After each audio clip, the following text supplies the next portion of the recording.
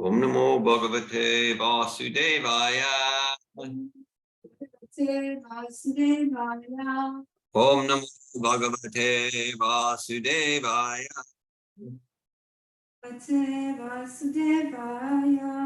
Om Namo Bhagavate Vasudevaya.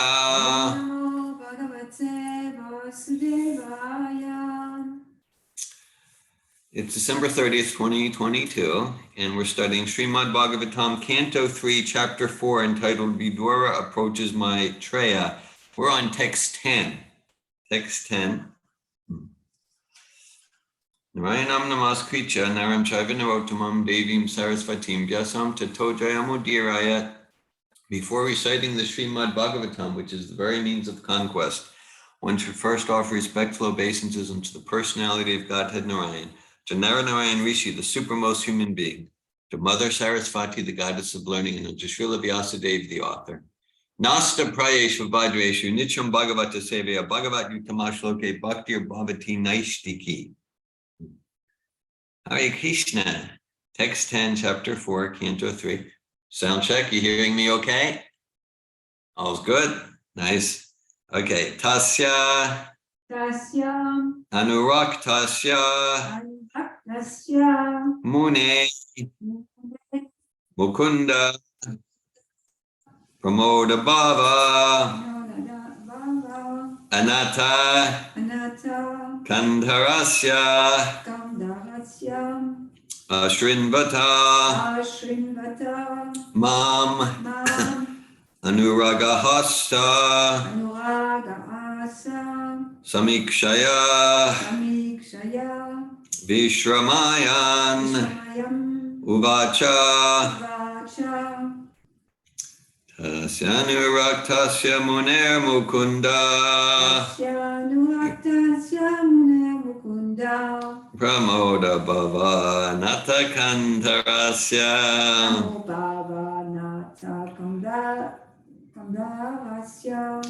Ashrinvatoma Manuragahasa Samikshaya Vishwamayanuvacha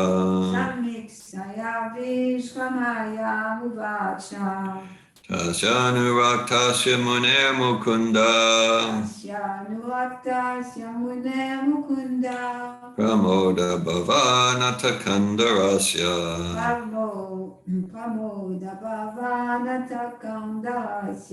Ashrinvatoma Manuragahasa Samikshaya Vishwamayanuvacha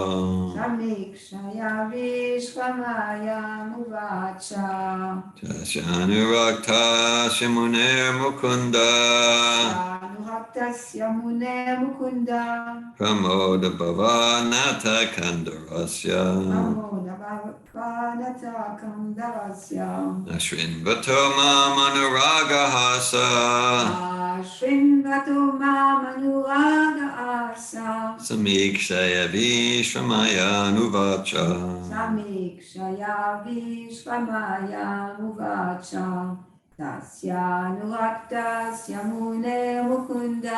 Tasyanuraktasya Muner Mukunda Pramoda Bhava Natakandarasya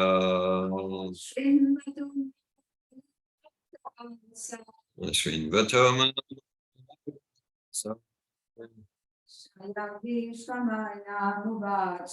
Samikshaya Vishwamayanuvacha. Online, who'd like to chant the verse?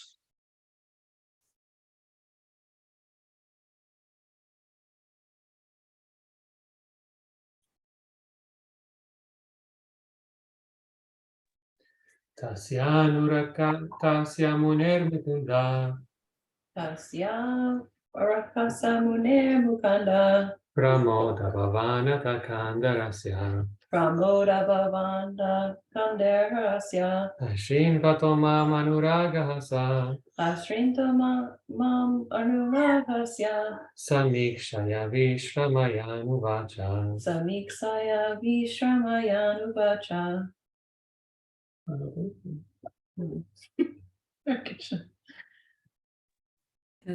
Tasyanurataksya muner mukunda. Asyanurataksya muner mukunda. Pramoda bhavananta kandarasya. Amoda bhavanata kandarasya. Ashrinvatu mamanuragahasa. Shrinvatu manuragahasa. Samikshaya vishramaya nuvacha. Samikshaya vishramaya nuvacha. All right, we'll go to the word meanings. Tasya, Tasya. his Maitreya's. Is Maitreya's. Anuraktasya, Anuraktasya. although attached. Although attached. Mune, Mune. of the sage. Of the sage. Mukunda, Mukunda. the Lord who awards salvation. The Lord who awards salvation. Pramoda bhava, Amoda bhava. in a pleasing attitude. In a pleasing attitude. Anata, Anata. lowered. The word. Kandharasya, Kandarasya. of the shoulder. Of the shoulder. Ashrinvata, Ashrinvata. while thus hearing. That was us hearing. Mam, Mam. unto me. Into me. Anuragahasa, Anuraga. Masa. with kind smiling. With kind smiling. Samikshaya, Samikshaya. particularly seeing me. Particularly seeing me. Vishramayan, Vishramayam. allowing me complete rest. Allowing me complete rest. Uvacha, Vacha. said. Said. Translation, Maitreya Muni was greatly attached to him, the Lord, and he was listening in a pleasing attitude, with his shoulder lowered, with a smile and a particular glance upon me, having allowed me to rest. The Lord spoke as follows. Purport by His Divine Grace A.C. Bhaktivedanta Swami Prabhupada. Although both Uddhava and Maitreya were great souls, the Lord's attention was more on Uddhava because he was a spotlessly pure devotee. Jnana Bhakta, or one whose devotion is mixed with a monistic viewpoint, is not a pure devotee. Although Maitreya was a devotee, his devotion was mixed. The Lord reciprocates with his devotees on the basis of transcendental love and not on the basis of philosophical knowledge or fruitive activities. In the transcendental loving service of the Lord, there is no place for monistic knowledge or fruitive activities. The gopis in Vrindavan were neither highly learned scholars nor mystic yogis. They had spontaneous love for the Lord, and thus he became their heart and soul, and the gopis also became the heart and soul of the Lord. Lord Chaitanya approved the relationship of the gopis with the Lord as supreme. Herein, the Lord's attitude towards Uddhava was more intimate than with Maitreya Muni. Om Ganatmirandasya Gananjana Shalakaya Chakshuranmilitam Yena Tasmai Shri Gurave Namaha.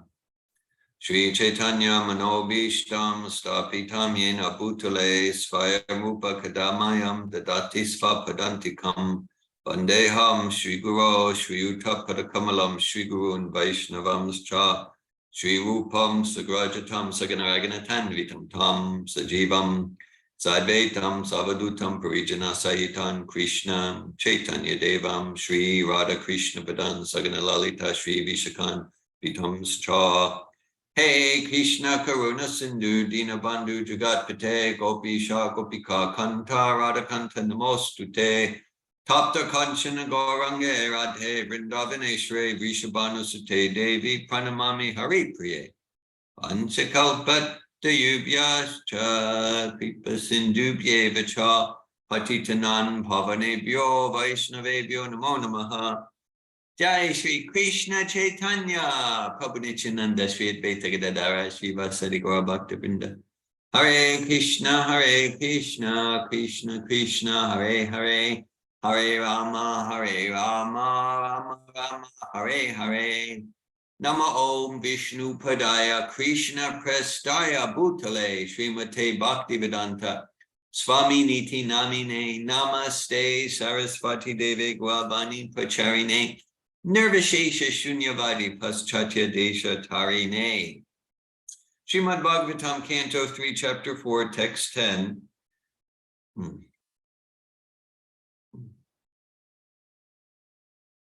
Asyanuraktasya Muner Mukunda Pramoda Bhava Natakandarasya Ashrin Vatoma Manuragahasa Samikshaya Vishramaya Nuvacha.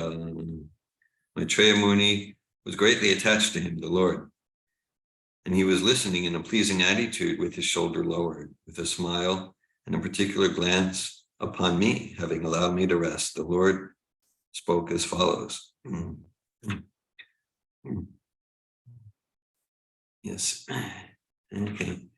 So this is Sri Uddhava is talking to Sri Vidura, describing about his meeting with Sri Krishna and Maitreya Muni.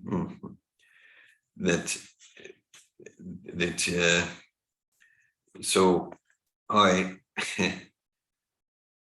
So Maitreya's Muni is a great soul, and Uddhava is a greater soul.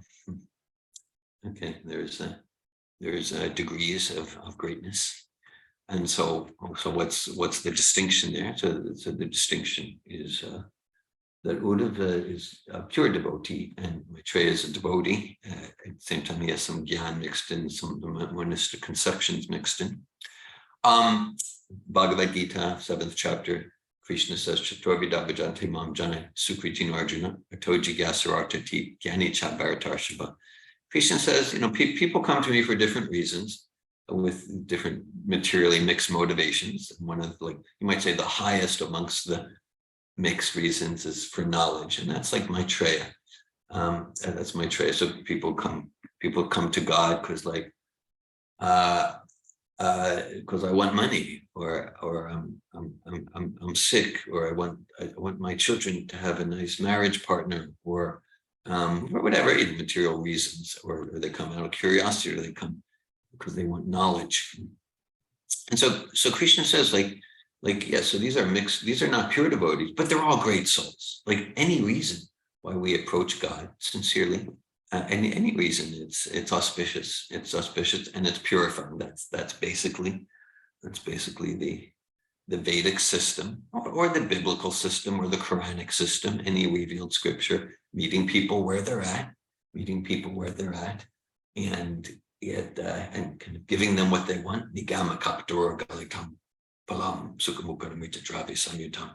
Right? The Vedas are described like a desire tree, so we can get knowledge, we can get heavenly planets, we can get anything we want, and then meet us where we're at, and then that increases our trust in the process, the Vedas, the revealed scripture, and then it's like, oh, okay, so what's this really about? And then our heart, as Arjuna says to Krishna, param bhavam param dhammam pavicham shashvatam divyam.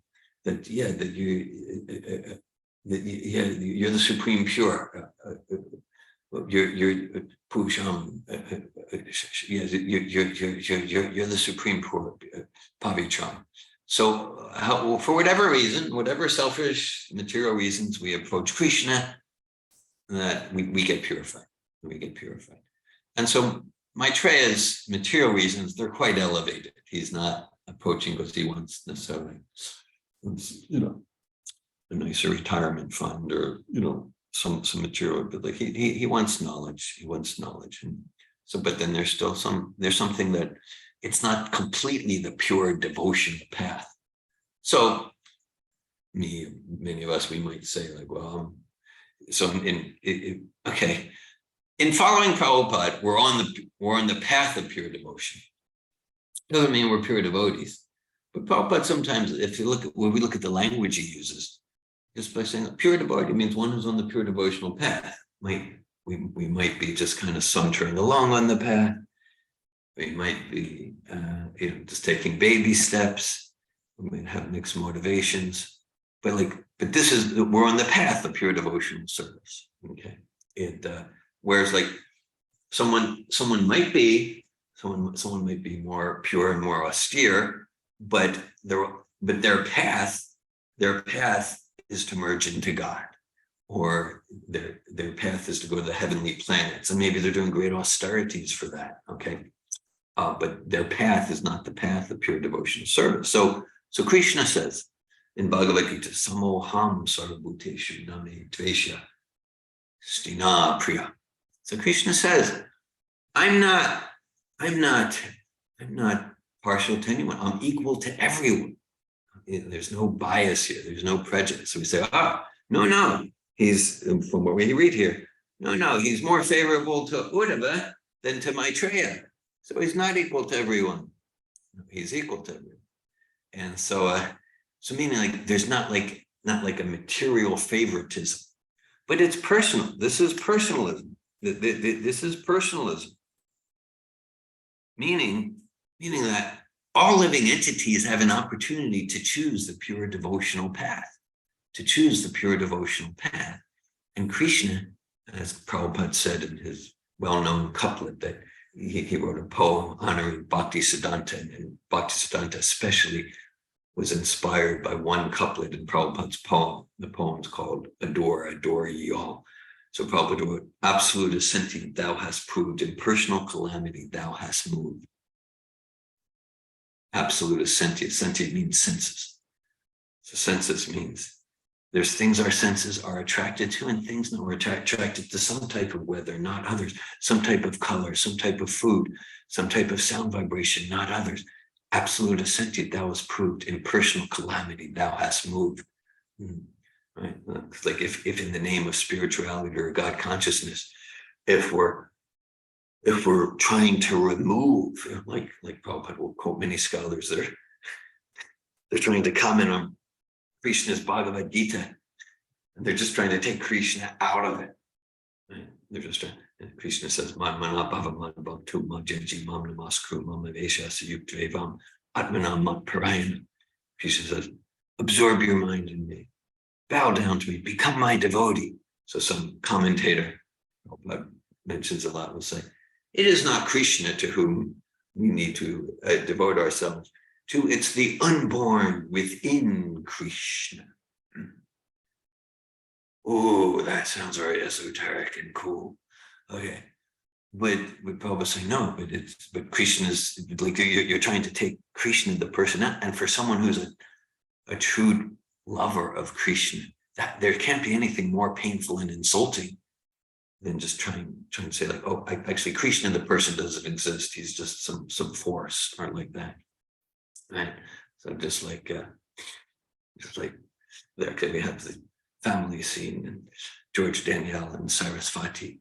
So someone says, oh, actually, Sarasvati or George, they don't actually exist. They're just a force. No, they're persons, and we have affectionate exchange with these persons. So that's why Prabhupada will get heated. He'll get fiery sometimes. Much more than that, like those who are just invested in materialism, but those who are trying to take Krishna, that the most sweetest personality, Krishna, who's the most adored personality for the devotees. And they're trying to say Krishna doesn't exist. Krishna doesn't exist. He's just some white light, but his form is an illusion. His pastimes are material. So that's why Nirvishesha Shunyavadi Paschatya Desha Tarine Prabhupada came around the world to expose the shortcomings of the incompleteness, the calamity of these impersonal and voidist type approaches to so-called spiritual life. So this is personalism. So just like depending on how people reciprocate with us, we reciprocate accordingly, right? So just like you can say the government is equal to all, right? At least ideally, the government or the king is equal to all, okay? No, the government's not equal. The proof is, some people are like studying at the university, and some people are in prison in these cells. That's not equality. Well, yes, it is equality, because everyone everyone has a chance to choose how they reciprocate with the laws of the government, right? So we can reciprocate one way, that we're free, and we can reciprocate another way. I'm going to violate the rights of others. I'm going to kill. Right? I'm going to disrespect the laws. Okay, then we're choosing to still be under the control of the government in the prison with security guards in the prison of the system of the prison system. So everyone has an equal chance to choose the process of pure devotion. Another example, similar example, Prabhupada uses, the judge might sentence someone, I sentence you to be hung to death. Someone else, the judge might give, okay, I sentence you to just pay a $100 fine. Okay. So the judge is impartial. The judge doesn't have any personal partiality. It's just like, okay, according to the crime you did, yeah, you committed this serial murder in horrendous ways, and you jaywalked or something like that. So the judge doesn't have a personal partiality. So here, because Uddhava is reciprocating. Uddhava is just he's like the gopis in Krishna book. There's the chapter. It's really same chapter where Radharani is talking with transcendental madness to the bumblebee, and Uddhava is so much appreciating the gopis, right? So the point. So Maitreya was a great scholar, and he's a great personality. We're going to hear from Maitreya for about 20 years at the pace we go till the end of the fourth canto. We're going to actually be hearing from Maitreya, and my understanding is after this discussion, then Maitreya was fully on the devotional path. But the idea is, Lord Prabhupada cites Lord Chaitanya, Gopi Bhartu Padakamalira Das and Das. Sri Chaitanya Mahaprabhu, who was this inconceivably great Vedic scholar. He was so austere and strict. He was from a Brahmin family. I mean, he's Krishna himself, Sri Krishna Chaitanya Radha Krishna Nayana. He's a combined manifestation of Radha and Krishna. But apart from that, he's completely renounced no material desires. And so how come he's saying that the greatest example of spirituality are these girls, the gopis? They're the top. They're the top. Okay. And they're village girls. They're village girls. Right? They're not particularly educated, and they're not mystic yogis. Okay. They haven't memorized the Vedanta Sutra. So, but they're the top. They're the top. They're the topmost. And he says, I don't identify myself as a Brahmin or a brahmachari or a sannyasi or a vaishya. I identify myself as a servant of the servant of the servant of the servant of the master of the gopis. Gopi Bhartu Kama Dasa Das. So that indicates, so these girls and their talks, it's nothing material. It's not some material soap opera. So it's described about Sri Shukadev Goswami, who's narrating this discussion between Vidura and Maitreya, Vidura and Uddhava. Atmaramas chamunayo nirganti apyu krame gravante hetu kim bhakti tam bhutaku guno hari. That Shukadev Goswami, he was, and this is his picture. There he is at 16 years old. He's naked. He's reciting the whole Bhagavatam. He's in the bluish personality. So he's completely renounced. He's completely realized. So he wasn't a pure devotee. He was impersonal realized. Means he had no material desires. Truly realized. And then he heard about the gopis' pastimes with Krishna. Okay, and then he revealed his pure devotion. So, which means again, these pastimes are nothing material. Otherwise, Shukadev Goswami Lord Chaitanya, they wouldn't be attracted there. They wouldn't be attracted there. And that indicates that this, well, it's described primarily, there are three aspects of God realization of the absolute. Vedanti tat tatvavidas, tattvamyaj ganamadvayam, Rameti Paramatmeti Bhagavaniti Shabdyate. That's like a foundational, quintessential verse of the 18,000 verses of Bhagavatam. It describes that learned transcendentalists realize the absolute truth. The learned transcendentalists, they realize this absolute truth, which they experience, they perceive in three aspects: Brahman, the oneness; Paramatma, God in the heart; and Bhagavan. And Bhagavan Sri Krishna, that includes Paramatma and Bhagavan.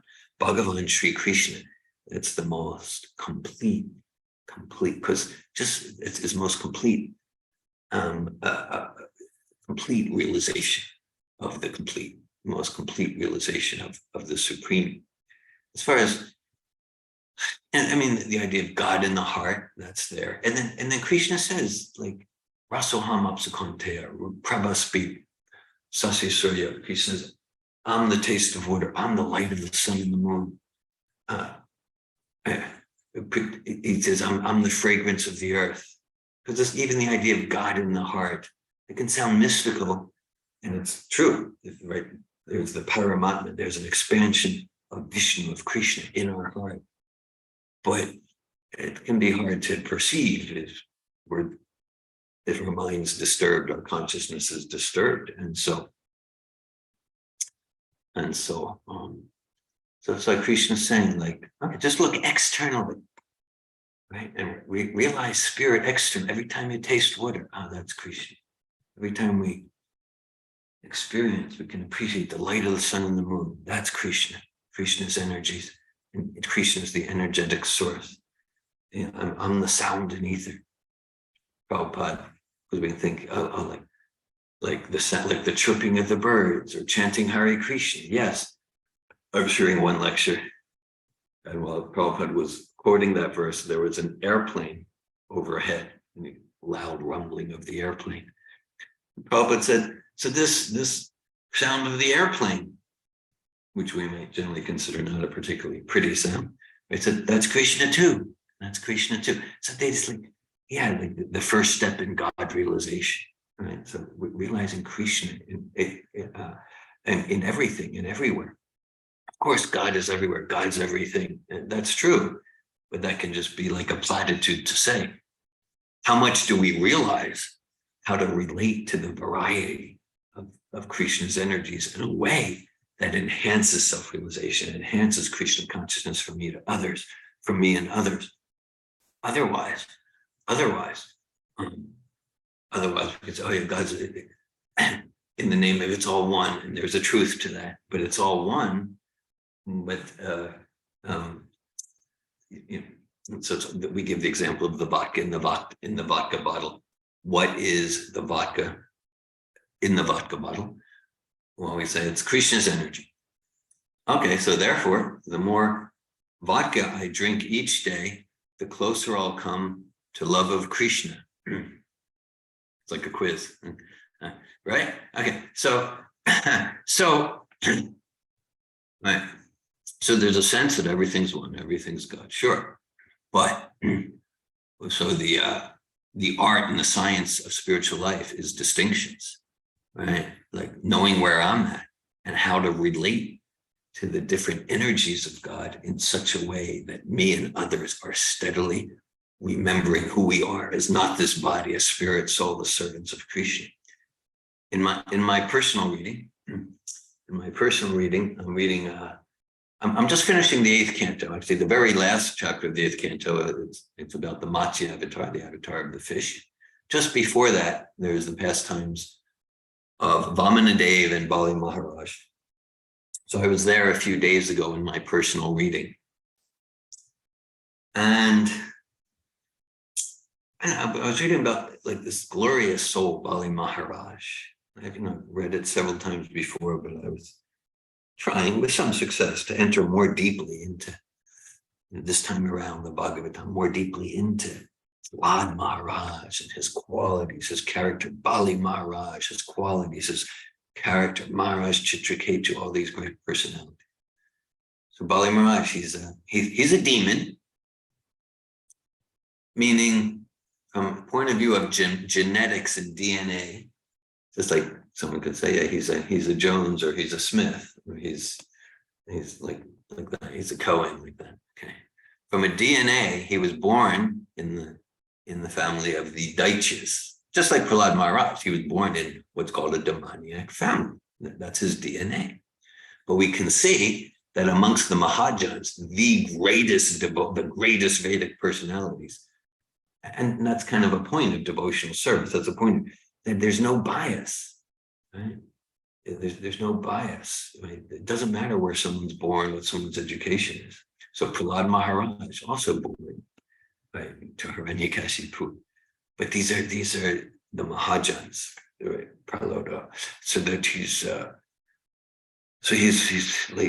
amongst he's the topmost devotee. So Bali Maharaj. So when I was reading about Bali Maharaj, I was thinking of the gopis. Well, Bali Maharaj and the gopis, what's the connection there? Well, particularly because a manifestation of what makes the gopis so great is that they just abandoned all conceptions of material, mundane society, friendship, and love. Right? Just like, I just want Krishna. I just want to serve Krishna. I just want to be with Krishna. I just want to hear Krishna. I want to please Krishna. And that was quite a transgression of, let's say, their social position, right? They were risking how they'll be seen in the society, these young girls, Krishnas, so they have their husbands, they have their babies, they have their families. What will people think?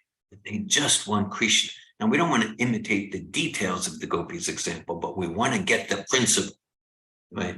Yeah, there's imitation and there's following. There's imitation and there's following. And so we don't want to imitate the externals, but we want to follow the principle. So Bali Maharaj, it was a similar position. So Bali Maharaj was in a particular situation. So there's Vamanadev appearing as this very, very attractive little short Brahmin person. Crazy. He grew a bit as the pastime unfolded. But so anyhow, Bali Maharaj, he was in a situation. Again, I thought of the gopis. So he was in a situation where, because like the spiritual leader is Shukracharya, and that's his spiritual master. That's his guru. That's his guru. So imagine how that looks. How does that look? Right? So Shukracharya is giving clear guidance, clear instruction, and he's quite forceful. And so you do that, you don't do that, like that. And then Bali Maharaj, he respectfully, but he disregarded his guru's instructions. Because he could see that that Devi Deus Vatakatimi Vishnu, that actually Vishnu, serving Vishnu is the ultimate goal. So I can see that Shukracharya is off. So he did not obey. He did not follow. And so we can just imagine the pressure and how that looked. So the idea of like, as far as the whole social context and the approval, it's like, how could you go against your own guru? I'll mention, this is maybe a point about Prabhupada's like, before Prabhupada met Bhaktisiddhanta, Prabhupada actually did have some sort of formal family initiation from a family guru. It's actually true. He didn't, as he grew up, he didn't take it particularly seriously. It was like a formal thing. So it was similar. It was like a formal lineage. What's that? Like a bar mitzvah. Thank you. Yes. Yes. Right. It was like a samskar, in a technical sense. And so as a Prabhupada, Bhakti Siddhanta, here's pure devotee, representative of Lord Chaitanya, you are giving my life. I regard him in the absolute position. So similarly, to reject Shukracharya. And as the pastime unfolds, Shukracharya gets realization, and he realizes that actually Bali Maharaj was faultless. And Shukracharya comes around to pure devotion. So let's keep that in mind. Like that. Similar pastime in Krishna book with the wise of the Brahmins. The Brahmins, they have all the scholarship. But when it's like, so the cowherd boys come to them and they say, Krishna and Balaram are hungry. Can you feed them? And they're like, yo, kids, can't you see we're busy with important spiritual stuff? Scram, get out of here. That's okay. So the cowherd boys, but then the cowherd boys, Krishna and Balaram direct them, go to the wives of the Brahmins. The wives of the Brahmins, they're not like austere like the Brahmins. They don't know all the shlokas. They're not like the mystic yogis, but the wise of the Brahmins, as soon as they hear Krishna and Balaram are hungry, can you feed them? Like, oh, whatever, we'll just drop everything like that. So and then similarly, so they're the real devotees. And similarly, so we don't get down on the Brahmins. They got realization that their wives, they have really realized the purpose of all of these shastras and all this learning. Krishna and Balaram, serving them is the goal of all the Vedas. We're such fools. So they came to realization too. So we can look, and again, with the wives of the Brahmins, we might imagine when they just went, they think, oh, what will people think, like that. So we can look at, where are we? We can look at where are we? That's in terms of Bali Maharaj, the gopis, and so Krishna reciprocates. He reciprocates with what we want. Right? He reciprocates with what we want. Krishna says in Bhagavad Gita, Yaya tamam prapajate tamsta taiva bhajamyaham mama vartmana vartante manusha parta savrasha. He says, everyone follows my path. So as you could say, so the bliss, that's the pure unconditional devotion that completely satisfies the self.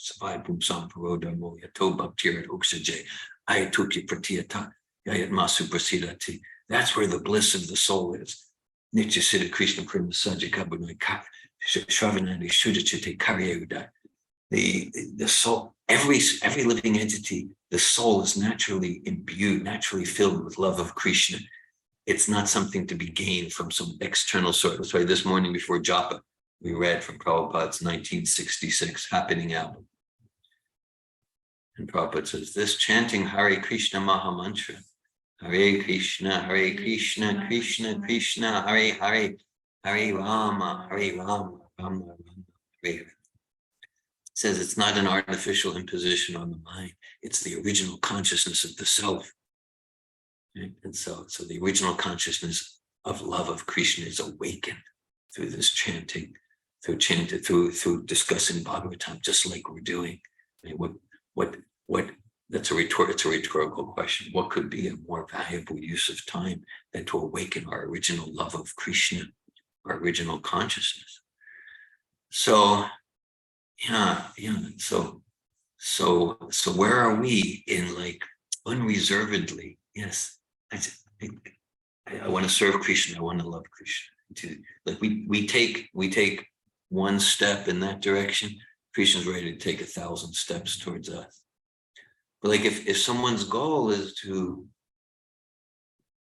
merge into the void or the great white light, then essentially they're saying I don't want personal loving relation with Krishna. Or someone's goal basically is bodily enjoyment, then the essential message is, I want to do my own God project with this form. Okay, so we're sending the message. No, Krishna, I'm really not interested to even know that you exist. I'm not interested in personal loving relation. So we can look at, okay, Because to enter into spiritual variety, spiritual personality, spiritual form, spiritual color, spiritual relations, to enter into spiritual variety, we need to give up interest in material variety. We need to give up interest in material variety, in material relations, material color, material entertainment, material society, friendship, material love. Right? And then to the extent that we detach there, okay, then we free ourselves to enter into the ever blissful rasa of spiritual variety in that relation with Krishna, guided by Srila Prabhupada. He's saying, to whatever extent you want to take this process, here it is.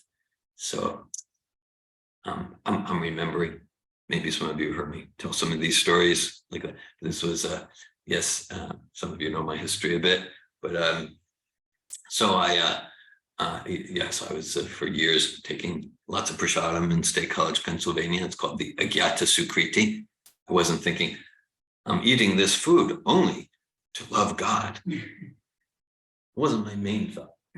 Okay, so that's called the Agyata Sukriti. Means like without even knowing it, we're doing devotional service, and Krishna arranges tricks like that. Or even, so then I was chairman of what was called the Free University at Pennsylvania State University. Free University. It was sort of we had an office at Penn State, but it was like we organized courses that were not official credit courses. We had like 150 courses, and I would coordinate publication of a booklet each year. Anyhow, so it was like lots of teachers. It was like called the Free University. It goes back to the 1960s. Probably things like that still exist. I don't know. But it was a big thing. I was chairman there. And the university was actually giving they were hassling Stambadas Prabhu and the devotees for they had a Tuesday evening cooking class at one of the rooms that had a kitchen, because there's also cooking classes from the university, like some courses, culinary arts and that sort of thing. And anyhow, so I advocated for the devotees. The devotees have a right to have that room. And what's that? For my Tuesday evenings, 3 plates. You got it. I feel understood. So yes.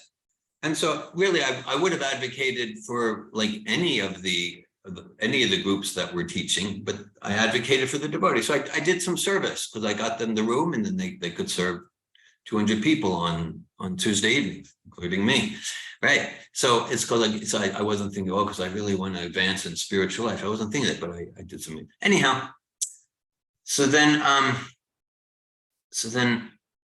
when I backpacked around Europe, summer of '83, and I studied at the Woodges Institute, World Union for Jewish Students. It's for like college graduates in the study in Israel. It was in Arad, in the Negev desert. Okay, then after some time there, skipping a few chapters, as some of you know here, so then I moved into the Bhakti Yoga Ashram outside of Tel Aviv in a place called Ra'anana. Okay, and Ra'anana, yes, Ra'anana days. So then, all right, and I had lots going on in my process, but anyhow, so we went on Harinam Sankirtan. One fine day, it was a regular thing. We went on Harinam Sankirtan on Dizengoff. Dizengoff's like the main strip. It's the main enjoyment street. It's the main enjoyment street in Tel Aviv, which is a main enjoyment city in Israel. So it's the main enjoyment street. We were in Harinam Sankirtan, and I was not so secure, because I wasn't so deep in my faith and trust and all of that. And but I was on Sankirtan, like that, and Dhoti Kurta, the whole thing, Tilak. And then, so we're passing by the shops. And there's one like chic cafe there on Dizengoff, and there's one girl, young woman. I recognized her. She was one of my colleagues at the Woodges Institute. So I was 23 at the time. She was probably about the same age. And for like 6-8 months, we were in classes in courses together. So she was getting on with her life, her nice life, and she saw me, and she stood, and she stood right in front of me, and she was intense, and she was fierce and enraged, and she said, "What are you doing? What are you doing?" It's not even like we had a particular friendship. I mean, we were, we were acquaintances. She was like a classmate in the woods, but just my, she was either caring about me a whole lot, or she felt deeply threatened by what I was doing. So, what are you doing? So I was like, oh yeah, okay. So because I was already insecure, so like it was like a test. It was like a test because I was definitely risking the society, the approval. There's in any of our courses, whether it's seminars or coach training, we have a quote from Tolstoy. I won't get it exactly, but of course he wrote in Russian.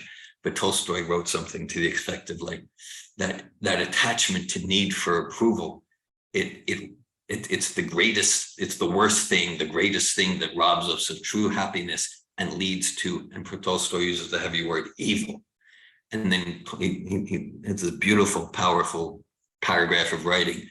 And then he ends with, yes, something like, until we realize that the only thing that matters is the approval of God. So this young lady wasn't approving of me, and was a real test. It was a real test. And my whole history there is whereas like the gopis, they just like, we just want to please Krishna. I just want to please Govinda. I'm even ready to reject my own material guru like that. So so I was taking prasad for many years. I was starting to read Prabhupada's books back in my state college days. It's like 1980 to 83. But and I mean, I kind of knew it then, but I couldn't admit it. But in retrospect, the only reason why I didn't embrace with more sincerity the process of Krishna consciousness was because, like, what would my friends think? What would my parents think? Like that. And just again, when I was on Dizengoff doing Hari Bo, Hare Krishna, it was interesting because like even this girl in her 20s, in one sense, why should I even care about? But I did care. What will people think? And then it just confronted my whole image, and it was great for me. It was great for me to get out to liberate myself from the whole who David Wolf is and this and that. Like, what am I doing? And it was a test, but the whole thing. And so when I left the Pennsylvania area, and I was, and when no one could see, then I noticed. I was just walking around the different cities of Europe, chanting Hare Krishna, looking for Govinda's restaurants. I needed to, I'm really attracted to this. So this is, Uddhava is just especially dear to Krishna because Uddhava is not attached to knowledge. Of course, Uddhava is the greatest, is the greatest knower. There's the verse in Bhagavad Gita, Krishna says, Sasarva vijati mam sarva bharata bhavina bharata yomam emam samuda purusham purushottama. Krishna's one who knows me is the knower of everything. So of course the gopis are the knowers of everything. And so this is real security. And we get to solidify that security at every moment to whatever extent we choose. We choose to serve Srila Prabhupada, serve Krishna, and cultivate that relationship that will never get crushed by time. And that's the thing. Like we want to be really joyful in relationships, and we're frustrated in the material effort. And if we try to just reject that capacity completely, we'll be even if we achieve some spiritual detachment from material desires, it's not going to, like, negation of the material is not in itself spiritual. Are we a creature from even if one achieves the monistic impersonal liberation, if they don't develop a taste for serving Krishna's lotus feet, then they'll come back down to the material sphere. Yadavani Mama Cheta Krishna Bhataravinda never Rasa Daman Yudjatu Tumasit Tadavadi Badanat Badagari Sanghanis Mayamani Bhavati Mukuvikara Nishdivi Shustunishdivanamcha. And so the Srila Bilvamangala Thakur says, ever since I've engaged in devotional service to Krishna, my mind has been absorbed in Krishna's service, realizing ever increasing nectar in serving Krishna. Whenever I think of sex desire, it feels distasteful. So, and then, of course, that sex desire is like the most attractive thing in material life. And so we need some strong spiritual higher taste to get rid of it, to diminish that. Otherwise, we're always like in the fire, tormented by that fire. So so that's what's satisfying for the soul. Without that intensive devotional service to Krishna, and this will be searching here and there for satisfaction. I'll read this. Thanks for listening, everyone. And thanks for hearing Srimad Bhagavatam. The verse reads, and this is Srimad Bhagavatam, Canto 3, Chapter 4, Text 10. Tasyanuga Raktasya Muner Mukunda Pramoda Bhava Natakandarasya Ashrin Vatoma Manuragahasa Samikshaya Vishramaya Uvacha. Maitreya Muni was greatly attached to him, the Lord, and he was listening in a pleasing attitude, with his shoulder lowered, with a smile and a particular glance upon me. Having allowed me to rest, the Lord spoke as follows. Hare Krishna, you're welcome. Any comments or questions?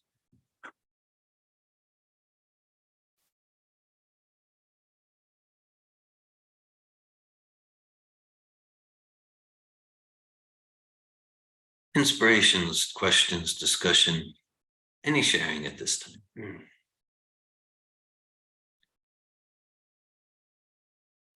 When you spoke about Bhai Maharaj, it's known as Atma Nivedanam, that he gave everything. Krishna.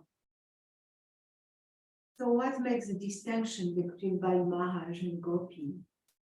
Since he gave everything, like he didn't care for his prestige, he didn't care for his position, he didn't care even to be thrown to prison, he didn't care to be like tied by Vasuki. Yeah. He just accepted everything with joy and desire to completely surrender to the Lord. Yeah. So he's the emblem of the Atma Nivedanam. Mm-hmm. Yeah. Okay. All right. Thanks for bringing that to the discussion. Right. So Malini is referring to, it's described, there's nine processes of devotional service described by Prahlad Maharaj in the 7th canto, 5th chapter, Shravanam, Kirtanam, Vishnu, Smaranam, Padasevanam, Archanam, Bandhanam, Dasyam, Sakyamatma Nivedanam. So the foundational processes are hearing and chanting, and then remembering, like meditation. And then the 9th process described, that's Atma Nivedanam, which means like giving oneself fully. So Malini is asking, because in the Shastra, like Rupa Goswami, Srila Prabhupada, for each of the processes, they give one particularly exemplary devotee who exemplifies that process. So Shravanam, hearing, that's Maharaj Parikshit. Right? He got cursed to die. He could have fought the curse successfully. He didn't. So he just sat down and he heard for 7 days. Kirtanam, And so that's Shukadev Goswami, the speaker of Bhagavatam, like that. Okay. And so Atmanivedanam, giving, surrendering everything, the personification that is Bali Maharaj. You say, what's the distinction between Bali Maharaj and the gopis? Mother Malini asked. So certainly it's not, when we hear Bali Maharaj as the emblem of Atmanivedanam, it's not like saying he's more exalted than the devotees, and that's not my understanding. And the gopis, the gopis could also be listed as an emblem of Atmanivedanam. It's just for particular purposes. I think Srila Rupa Goswami, I think it's a nectar of devotion. He gives particular, and it's not for me to say what's Rupa Goswami's purpose there, but for us to absorb in the particular mentality of different devotees. And so, so with Bali Maharaj, it was, so it seems to me that it could be interchangeable, but we're given specific devotees for different processes per our meditation. But like, say, the gopis or Arjuna, I mean, I think you could put them as they're inspiring examples of all 9 processes. There's no doubt about that. We could see them. Well, with Bali Maharaj, with Bali Maharaj, it was a thing where, like, well, first of all, he was the emperor of the universe. Like, he wasn't just like some mayor of some small town. This is just mine. He had so much to give up, right? Because it's one thing, it's like someone gives up something, but they don't have much to give up materially. Like, materially, he had everything. He had everything. And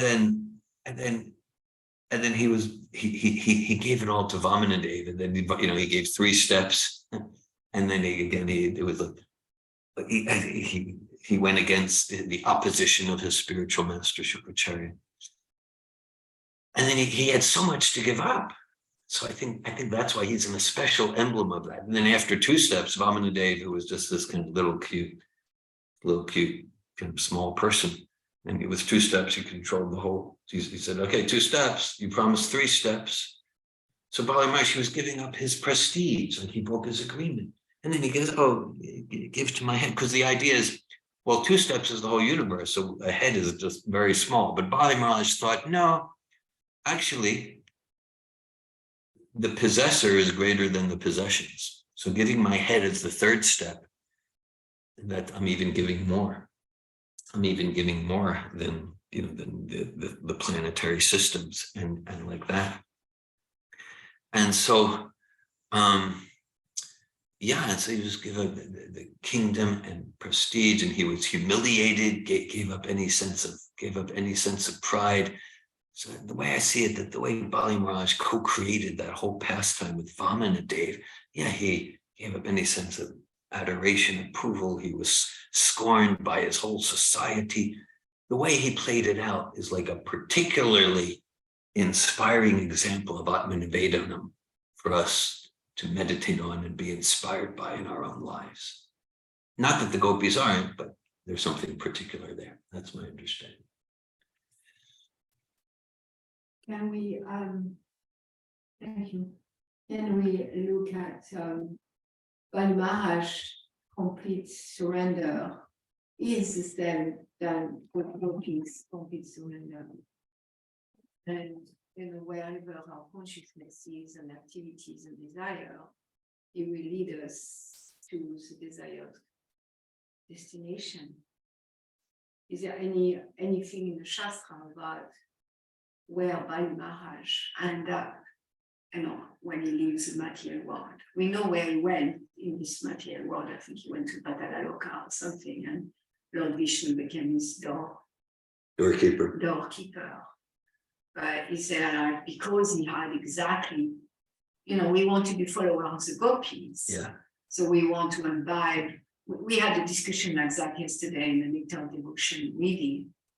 Like we want to imbibe, we want to be followers of the gopis, but not necessarily that by following the gopis' footstep and mood of devotion, we are going to have an eternal form as gopi.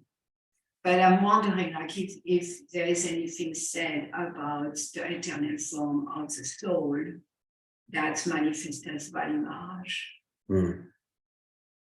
Since his attitude is exactly the attitude of the gopis. That's exactly it. That's what I was aiming at. I don't know of anything specifically like that. We do know, as you said, he went to the lower planets. He went to a lower planet that was far more materially opulent than heaven, and Vishnu himself was the doorkeeper of Bali Maharaj. Then after that, Bali Maharaj became Indra in the next Manvantara. As far as Bali Maharaj, I just maybe there's some planet in Vaikuntha, Vamana Dev. I don't have information about that. Yes, I read that not so long ago. I don't remember which temple it is or where it is, but where the person speaking, I think it's Vitasura, in fact. Yeah. Vitasura is saying, like, because he's fighting with Indra, and he said, Bali Maharaj was so much more advanced than Indra. Yeah. Because he didn't ask anything from the Lord, he gave everything. Yeah. While Indra, he always has to be protected by the Lord, and always he need the Lord to fight for him or to protect him from the demons. Thanks for that.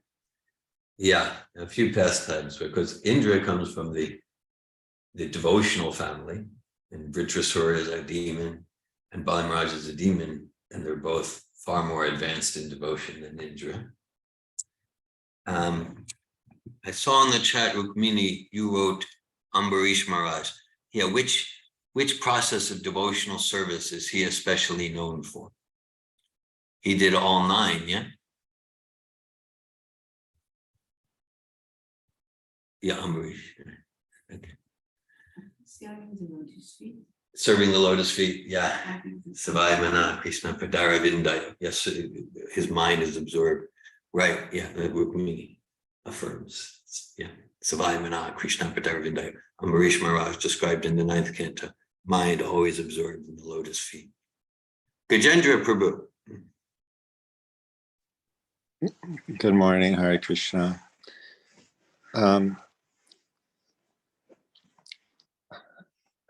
I'd like to express my pondering, my thought about this story of Vamana Dev, and in particular, the person, the character of Sukracharya. And this is coming from a place where I'm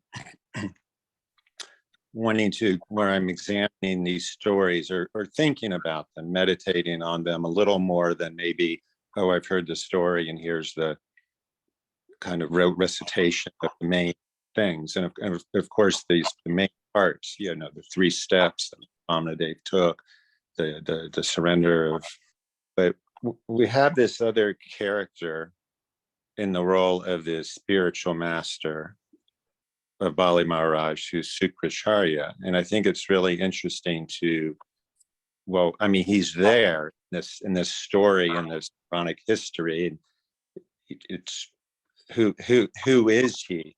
And ultimately kind of what was his experience? What was he feeling? What was going on in his mind? And so, as you pointed out, in this particular case, Bali Maharaj was DNA, born in a family of DNA. It wasn't necessarily a devotional situation. He's, the spiritual master really on the material side. And his ultimate instruction was sort of like, don't surrender to God. Don't give, So that was the role he was playing. But what I'm wanting to look at is what was his experience, because he knew what was up. He wasn't like just, oh, some detached advisor, or just some lawyer, like maybe you don't want to do that.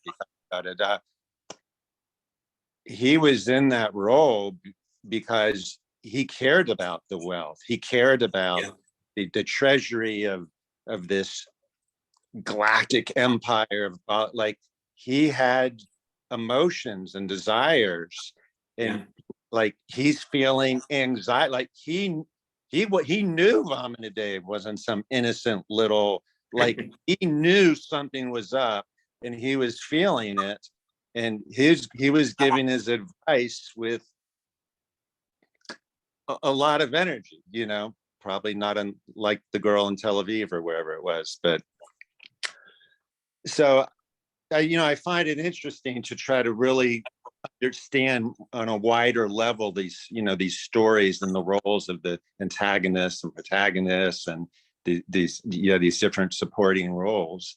And look at those characters. And so I'm looking at that, what I believe is the experience of Sukracharya. And then I'm looking at, well, of course, not all spiritual masters are advising you not to surrender to Krishna. There's other spiritual masters, like great ones like Srila Prabhupada, who are encouraging us to surrender to Krishna, wanting us to give our hearts to Krishna. And I'm like, what Prabhupada's experience, like he gives us instructions, and he gives us and what are his feelings as we may accept his advice or instruction or reject it. And so I'm looking at that as well. And those are just my things I think about. That's all. Thanks for sharing. I appreciate bringing us more fully into the nuances of the heart. Yes, like these aren't just like one-dimensional characters, and into the heart, the consciousness of Shukracharya. He had so much realization. He realized this is Vishnu. And so we can imagine, like we can imagine like even a religious advisor of a current day president, and they,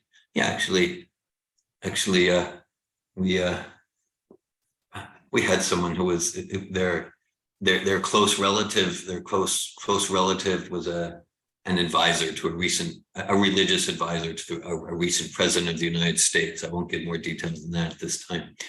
And they said, like, okay, well, yeah, you have your kingdom and your treasury, and actually, this wouldn't be a good move there if you did that. And so he was caring. He was caring in a sense about Bali Maharaj in his way. Mm. Yes, and related to something I mentioned. And as the pastime goes on, Shukracharya, he does have a deep devotional transformation. So that's important too to realize about this person. Thank you. Thank you, Gajendra Prabhu.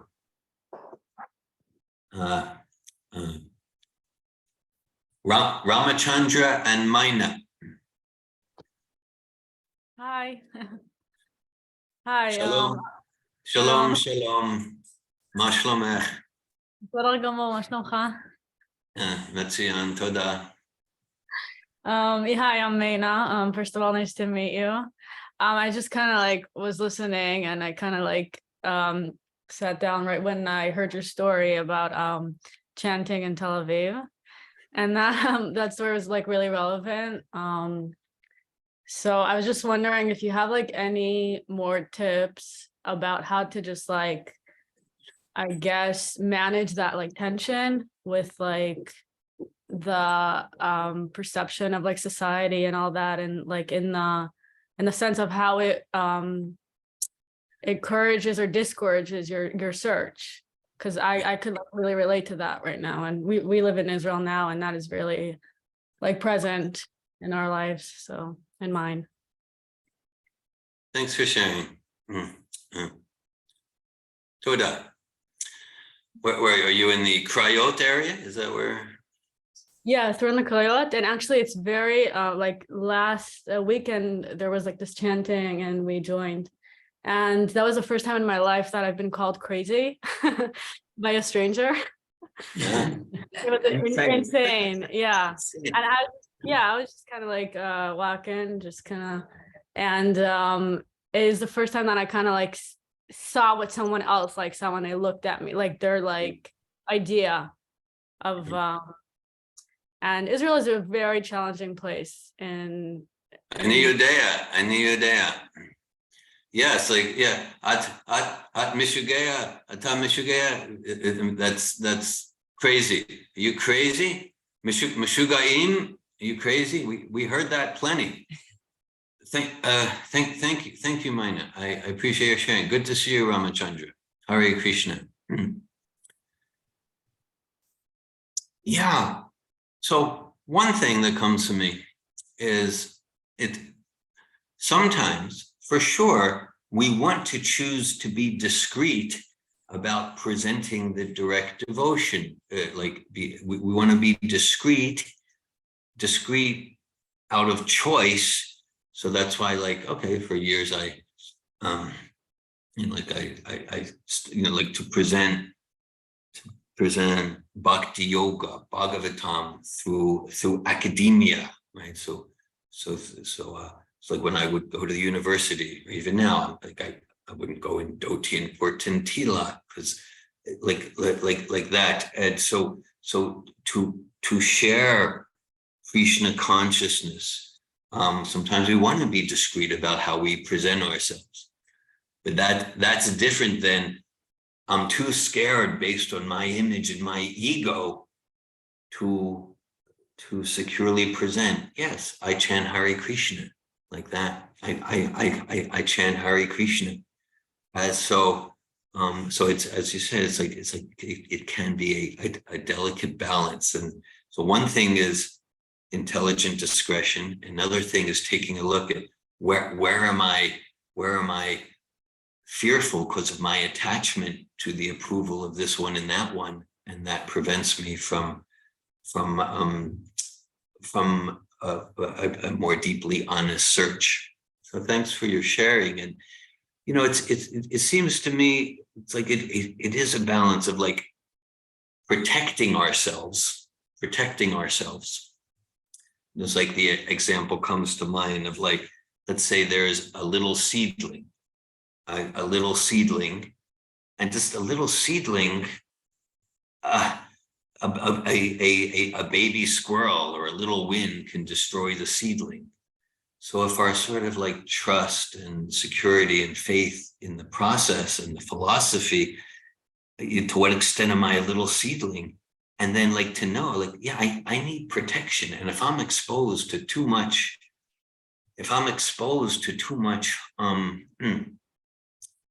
opposition, and just what you shared, that people called you insane. So again, you could empathically relate to my story on Dizengoff there. So if we're to the extent we're a little seedling and we're exposed to too much opposition from mom, from dad, from family, from just people in the society that I grew up in, then my tender seedling of faith in bhakti, it could be crushed. Not necessarily forever, but it could be a setback. Whereas, like, okay, the seedling properly protected will grow into a mighty redwood, whatever, 150 feet high. And then a mighty redwood, whatever, it could be a huge lion, or it could be a hurricane with 150-mile-an-hour winds. It won't touch the redwood.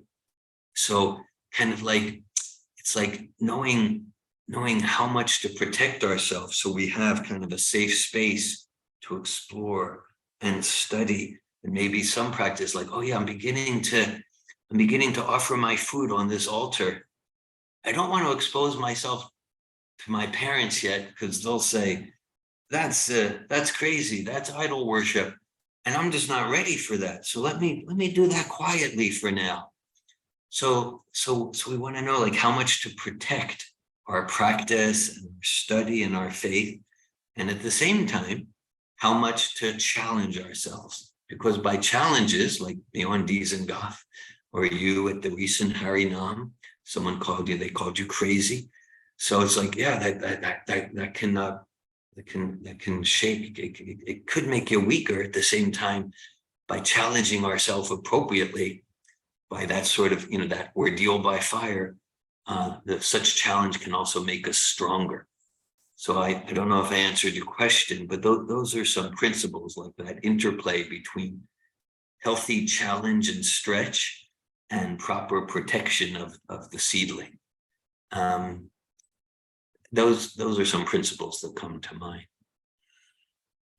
Yeah, that gives some a better explanation of the process and some strength. Thank you.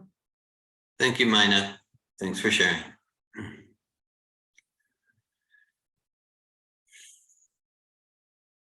Danielle. Hi, Krishna. Thank you. I love this verse and I appreciate everyone sharing so much. Yeah, for about the past week and a half, Kritika and George and I have been reading the Srimad Bhagavatam, and we started with the introduction and we just finished yesterday. So a fairly in-depth reading of the introduction. And it occurred to me yesterday, because we've been taking turns reading paragraphs, that I read a whole paragraph and then I needed to go back to the beginning of the paragraph and reread it again. And then I had to read the first sentence again. And then I think I finally kind of understood what Prabhupada was doing. And the first sentence was the thesis. It was what he was really trying to say. And then the rest of the paragraph was supplemental support so that I could understand the first sentence, maybe. It's very humbling. And also, it's like that. Most of the introduction is like that for me, where I read it and then I don't know how much I'm actually understanding of the content. I feel like I speak English pretty well. So this is a humbling experience for me to be in. And it's been in conjunction with the verse that you're in the class that you gave today. The message that I'm getting is that of the 9 processes of devotion, Shravanam, Kirtanam, Dasyam, there's so many, understanding isn't in there. Understanding isn't particularly in there. Like, it's not one of the ways to love God. Service is one of the ways, there's lots of ways, but hearing is really important. Reading and following is really important. Understanding maybe is not as important. I think I've been really attached to understanding or to knowledge or to finding everything that I need. And I've been really afraid of coming from this fearful place of not being qualified and there's been a lot of messages that I've been receiving lately, and this class is really culminating for me, that this monastic viewpoint, this, I will just live this monk life, I will worship the knowledge will save me, is not the point. And it's actually going to prevent me from the bhakti yoga process. It's going to actually, it's not the process. I'm not doing the process. I haven't been doing the process. And I think I'm ready to understand that what I'm understanding is by doing the process, by doing what Srila Prabhupada has recommended with a submissive attitude, that the knowledge that I'm supposed to receive will come. So that's my takeaway from class today. Hare Krishna. Hare Krishna. Thank you, Danielle. I appreciate your sharing. There's a lot there. Yeah, well, when we read Prabhupada's books, we're doing Shravanam. That's part of hearing, right? Reading Prabhupada's books is a form of Shravanam. And as you said, in one sense, cognitive understanding isn't emphasized. Realization is emphasized. And to the extent that we sincerely engage in any of the 9 processes, we get more and more realization. We get more and more realization because Krishna reveals himself personally more and more. And so in what you're sharing, Daniel, in one sense, like, yeah, we don't want to necessarily get hung up on understanding. True. At the same time, Prabhupada used the word threadbare.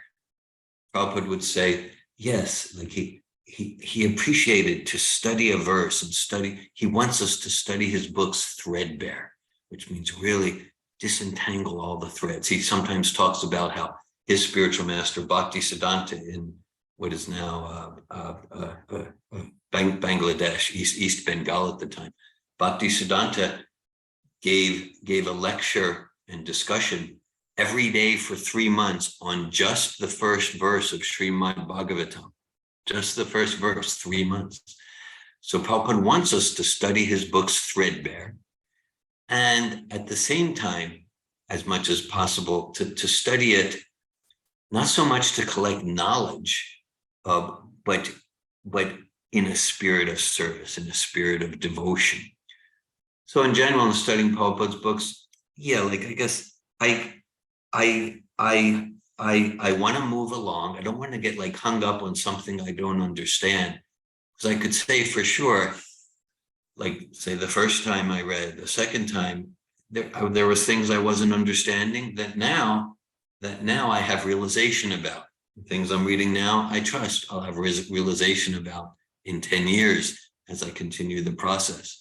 So I don't want to get hung up at the expense of moving along on the pages and the volumes.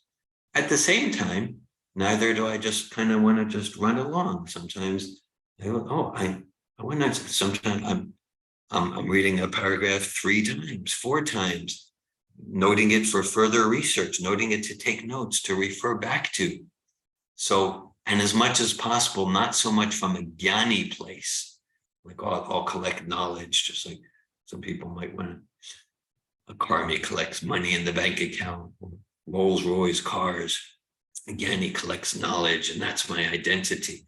At the same time, you know, we're associating with Prabhupada, and just like Gajendra's comment, we get deep into the psychology of Shukracharya. So we can, so let's get deep into what's Prabhupada saying here. Not that like, I need to understand to control, but I want to understand Prabhupada. And Krishna is so pleased with that heartfelt devotion to hear from his pure devotee. Thank you, Daniel. Hi, Krishna, Daniel. I really appreciate your sharing, and your sharing shows the depth of your intelligence, because I have seen that tendency to want to control knowledge and understanding as a big impediment to many people's spiritual life. And very rarely did I hear someone realizing it. So I really appreciate your sharing.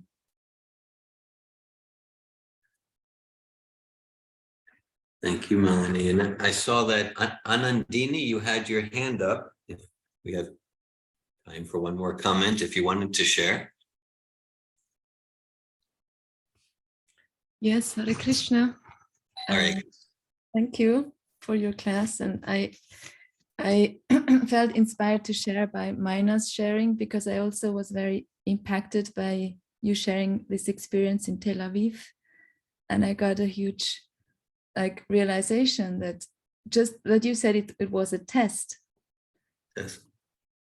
Because I have this ongoing Rosenberg anecdotes, and the one from this year is that I wanted to help the Ukrainian devotees to come to Rosenberg, because it's a big empty house, 30 beds, no one's using it. So we thought that's perfect, and the government was going to support it. And the owner, when he found out that they are Hare Krishnas, he went totally crazy and said, no, it's impossible. And so the house is still empty. And I was carrying all this guilt around it. And when you were sharing that your experience in Tel Aviv, it was like a test, I thought, oh, maybe this is just a test for me, for us. And it is very intense and uncomfortable. Like, we're experiencing this hostility since then from the owner, and accusing us of all kinds of things that all turn out to be wrong. But it's intense. It's horrible.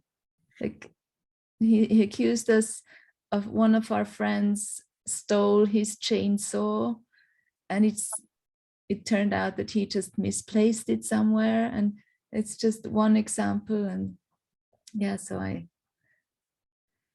I appreciated Mina's sharing, your sharing, and the realizations I got from that, and to look at it as a test. It's a test. Yeah. Thank you, Anandini. Thanks for sharing. Yeah. Mike's, you relating your current situation to what I shared, my experience at the Tel Aviv Harinam, and what Mina shared, which is very similar, same area of the world, same strip of land, similar experience. And thanks for your sharing. There's this quintessential verse from the 10th canto, 14th chapter, text 8 of Bhagavatam, spoken by Lord Brahma, which is, it's the classic test verse. Tate nukampam susamikshamano bujane kritam vipakam vivagvapurvir vidadanamayeste jivete yo mukti pade sadayava. So Brahma is saying that, you know, the devotee is like, especially when there are these tests, the devotee takes it as an opportunity to, the devotional heart takes an opportunity to deepen their enthusiasm to serve Krishna and get finished and exhausted with the futile attempts at fulfillment in material life. And so rather than becoming emotionally reactive or trying to fix the externals, I mean, we might respond to the externals to take care of things. We might assert our boundaries, but at least internally, that can be like a measure of how advanced we are in our God consciousness, especially when there are the reverses in life. How much do we sincerely, not as a cliche, not as something, oh, I know it's God's plan, but how much do we sincerely just move to like deeper inspiration, to dedicate my life to self-realization and service to God. Thank you. Thank you. Can you repeat which verse that is? Well, it's Canto 10, Chapter 14, Text 8. So Prabhupada's purports on Bhagavatam stop at the 13th chapter of Text 10. So you won't find it there, but you'll see it. Prabhupada quotes it a lot, like it's one of his most quoted verses from Srimad Bhagavatam. It starts with tate. Tate are the first two words. So tate nukampam, 10:14:8. Prabhupada quotes it all over the place. Okay. Right. Thank you. Srimad Bhagavatam ki jai. Srila Prabhupada ki jai. Hare Krishna.